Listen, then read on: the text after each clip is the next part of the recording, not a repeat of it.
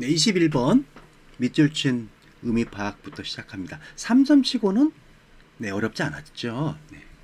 자, 이 유형은 너무 이 밑줄 부분, 네, 그 부분에 집착하시면 안 됩니다. 네, 이거를 묘사하는 그러한 힌트들을 추적해 나가셔야 되는데요. 첫 번째 힌트는 뭐냐면요. 오너십, 네, 소유권을 묘사할 때 사용한다 이런 얘기입니다. 두 번째 힌트가 여기 그 메타포는 유용합니다. 그 우리를 도와준다는 얘기죠. 소유권을 바라보도록 뭐로 그룹핑으로써 네, 집단화시키는 거죠.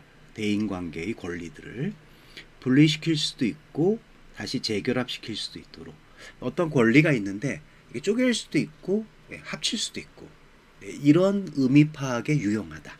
A bundle of sticks가 이런 얘기죠. 그래서 여기 지금 하나의 사례가 나오고 있습니다. 팔 권리, 뭐 렌트할 권리, 뭐 등등등. 네. 그러니까 이제 넘어가면요, 이 parties, 이 당사자들의 각각은 소유하고 있는 겁니다. 뭐를, 그지? 여러 꾸러미 중에 하나의 스틱을, 뭐 결국에 그런 의미니까, 네, 하나의 재산 중에서 하나의 권리를, 네, 이런 정도면 되겠죠. 3번 정답입니다.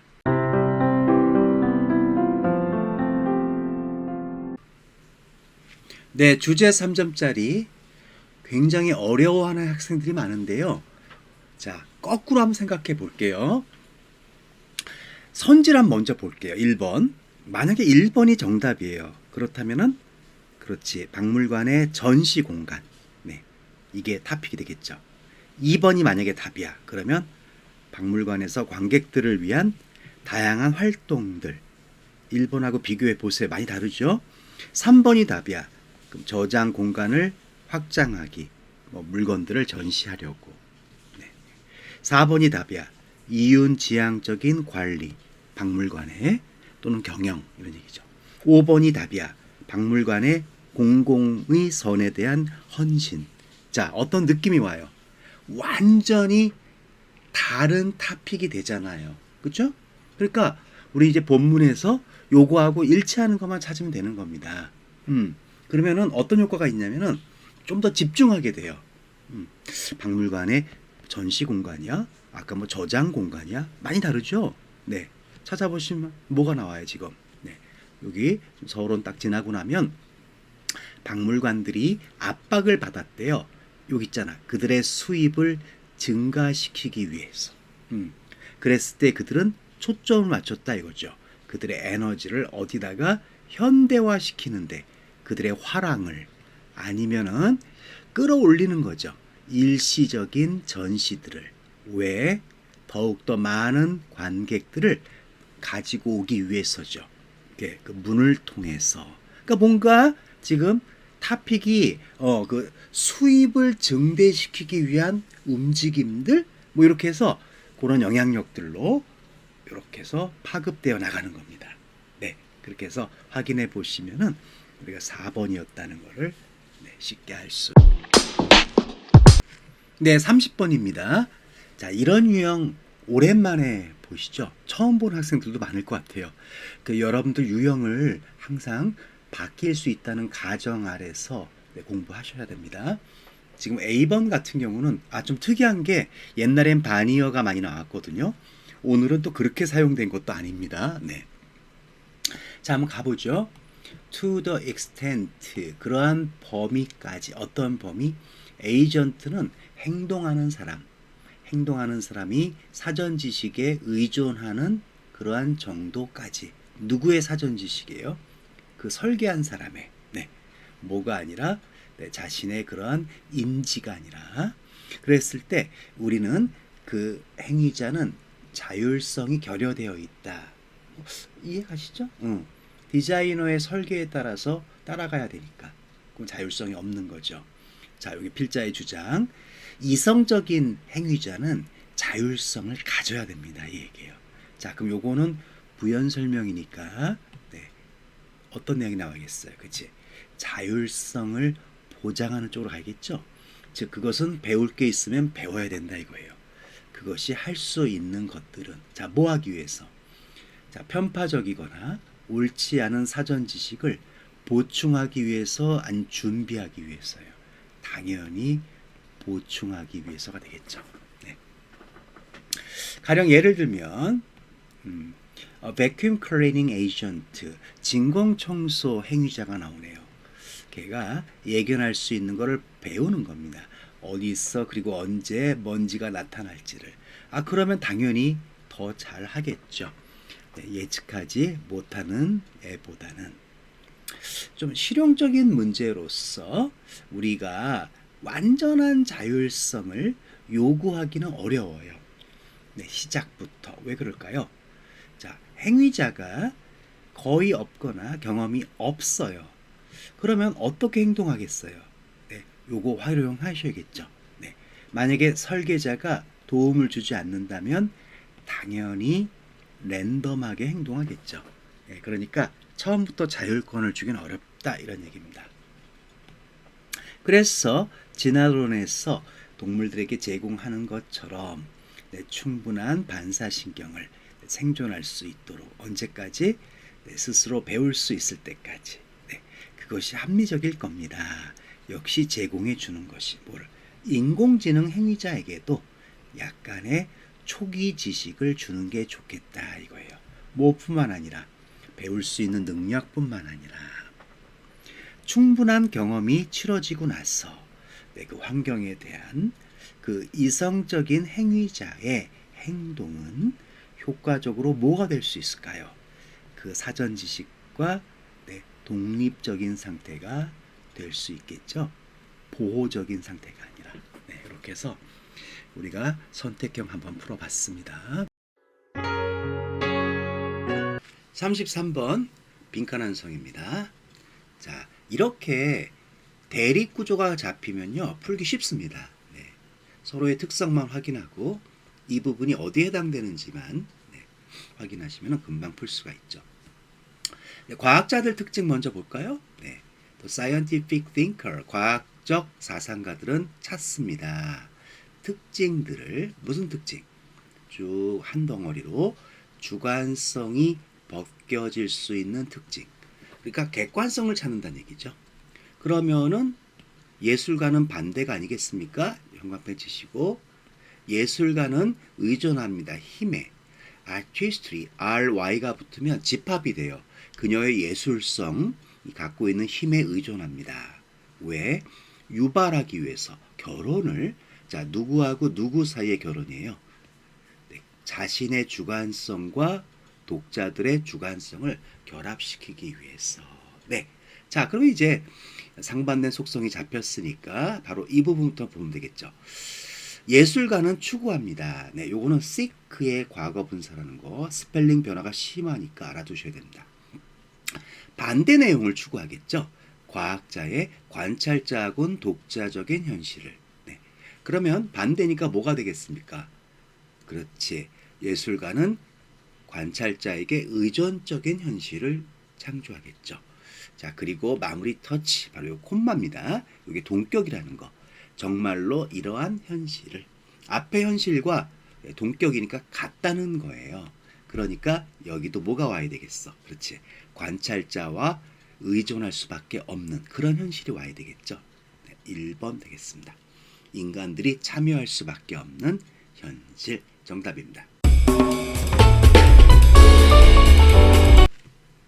네, 34번도 대립구조예요. 두 개가 연속으로 나왔습니다.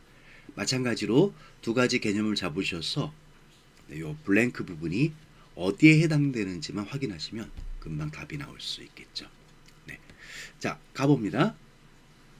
가장 흔한 주제 중에 하나가 서양 철학 전통에서 뭘까요? 구별입니다. sensual perception, 지각적인 감지, 요거 1번. 그리고 이성적인 지식, 여기가 2번 되겠죠. 감각이냐, 이성이냐.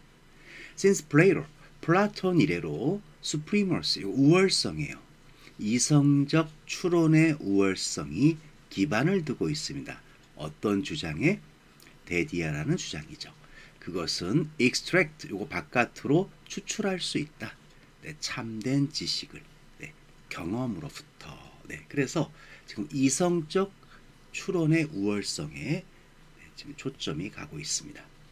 자, 리퍼블릭에서 토론이 도와주듯이 지각이라는 것은 내재적으로 unreliable, 신뢰할 수가 없다. 그리고 misleading, 잘못 이끈다.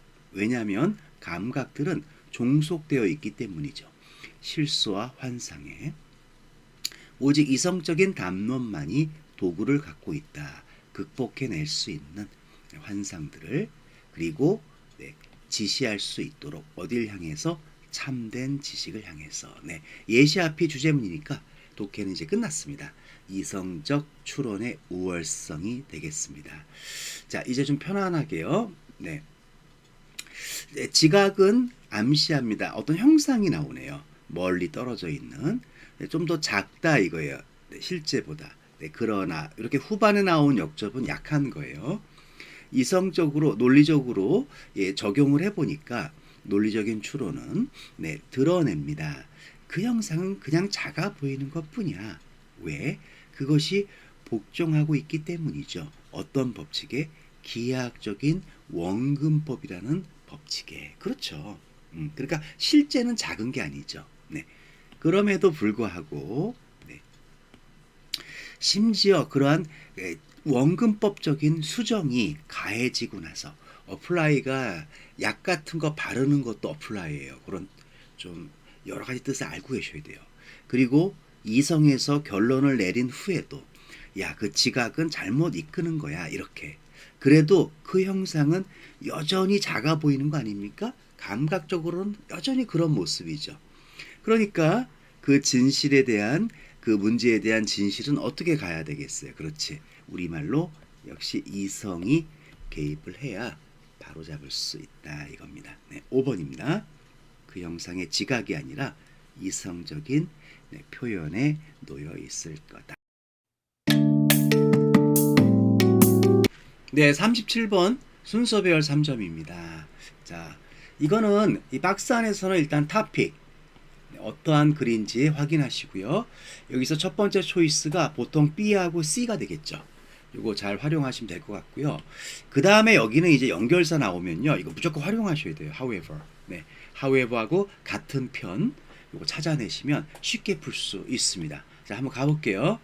다윈은 바라봤습니다. blushing, 얼굴 빨개지는 행동을 독특하게 인간적이다 이거죠. representing, 나타내면서 비자발적인 신체적인 반응 아닙니까? 그런 당혹감에 의해서 유발되는, 또 자기 의식에 의해서 유발되는 사회적 환경에서. 그래서 토픽을 현재 블러싱으로 보면 될 것 같아요. 얼굴 빨개지는 거. 자, B부터 한번 가볼게요. 만약 우리가 어색하거나 당황하거나 수치심을 느꼈어요. 우리가 혼자 있을 때. 그러면 얼굴 빨개지진 않습니다. 결국 어떻게 보이냐면요, 유발되는 것처럼 보이죠. 우리의 근심 때문에 뭐에 대한 타인들이 우리에 대해서 어떻게 생각할지, 이래서 블러싱이 발생한다 이런 얘기입니다. C도 한번 볼게요. 그러나 while, 자, 우리가 사라지고 싶은 반면에 우리가 비자발적으로 빨개졌을 때, 심리학자들은 주장합니다. 블러싱이 실제로는 어떤 긍정적인 사회적 목적을 역할을 하고 있다고. 여러분 판단해 보세요. B가 좀 더 자연스럽죠. A는 조금 뭔가 도약된 느낌이 있어요. 그 다음에 이 however를 이용하면요, 여기서 지금 블러싱이 social purpose가 있다고 그랬습니다. 사회적으로 어떤 역할을 한다는 얘기죠. 그러니까 A에서도 이러한 benefit, 어떤 혜택을 준다, 이렇게 이어진다, 이렇게 보시면 좋아요. 그래서 요거는 B, C, A로 풀어낼 수 있었습니다. 3점짜리 마지막 39번입니다. 문장 삽입.